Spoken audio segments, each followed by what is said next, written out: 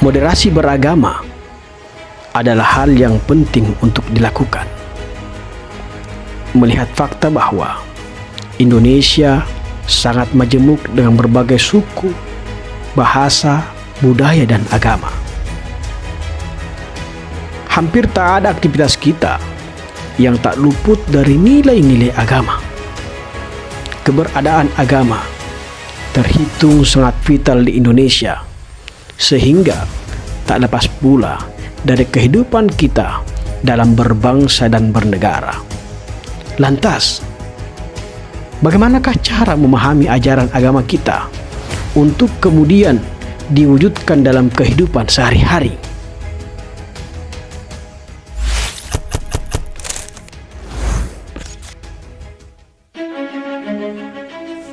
Halo sahabat, betapa banyak dan kayanya potensi masyarakat Indonesia untuk bisa memajukan bangsa apabila keberagamaan ini menjadi satu, bersatu demi NKRI.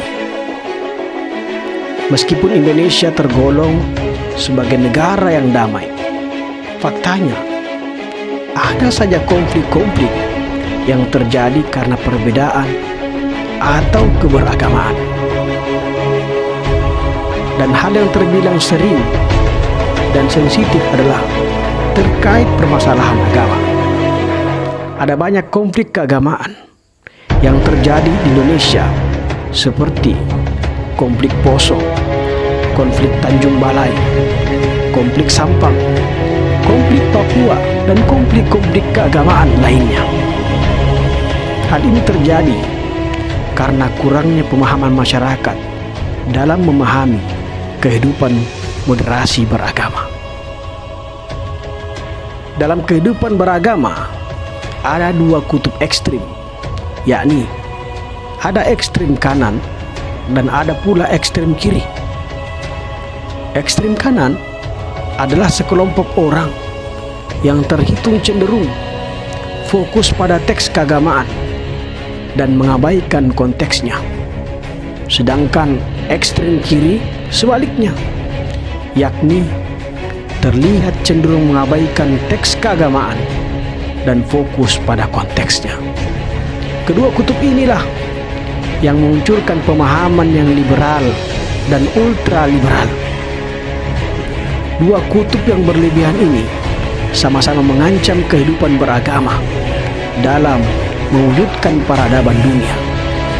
Dua kutub ekstrem ini akan terus berjalan dinamis, sehingga moderasi beragama juga harus dinamis dengan terus memposisikan dirinya, yakni di tengah.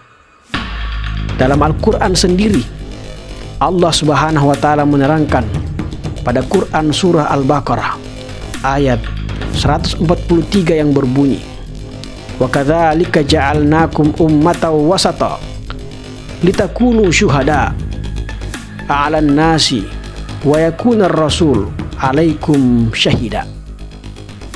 Dan demikian pula kami telah menjadikan kamu umat Islam umat pertengahan, agar kamu menjadi saksi atas perbuatan manusia dan agar Rasul Muhammad SAW menjadi saksi atas perbuatan kamu. Dalam ayat ini kita diingatkan bahwa Allah Subhanahu wa Ta'ala memberi petunjuk kepada umatnya untuk senantiasa menjadi umat yang wasatiyah, yakni umat yang moderat, umat yang proporsional, berada di tengah dalam berbagai hal, khususnya moderat dalam beragama. Dan juga kita diperintahkan untuk tidak beragama secara ekstrim atau berlebih-lebihan yang diistilahkan dalam agama gulu. Firman Allah Subhanahu wa Ta'ala dalam Quran Surah An-Nisa ayat 171, "Ya ahlal kitab, la taghulu fi dinikum wa la taqulu 'alallahi illal haqqa." Wahai ahli kitab, janganlah kamu melampaui batas dalam agamamu, dan janganlah kamu mengatakan terhadap Allah kecuali yang benar.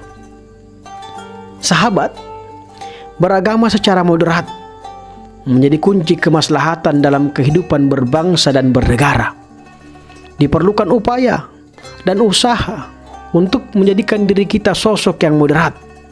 Di antaranya adalah dengan terus menambah pengetahuan, yakni terus belajar dan memahami esensi dari beragama dengan melihat situasi dan kondisi masyarakat.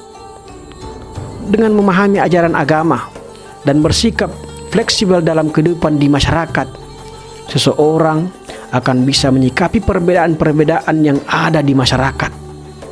Dengan sikap ini, niscaya tidak akan ada yang merasa paling pintar dan yang paling benar, merasa benar sendiri, serta gampang menyalahkan orang lain. Dalam beragama, kita juga harus mengganti emosi keagamaan kita dengan cinta keagamaan. Emosi dan terlalu semangat dalam beragama tanpa dilandasi dengan pengetahuan ilmu yang memadai malah akan menjadikan seseorang bisa melanggar tuntunan agamanya sendiri.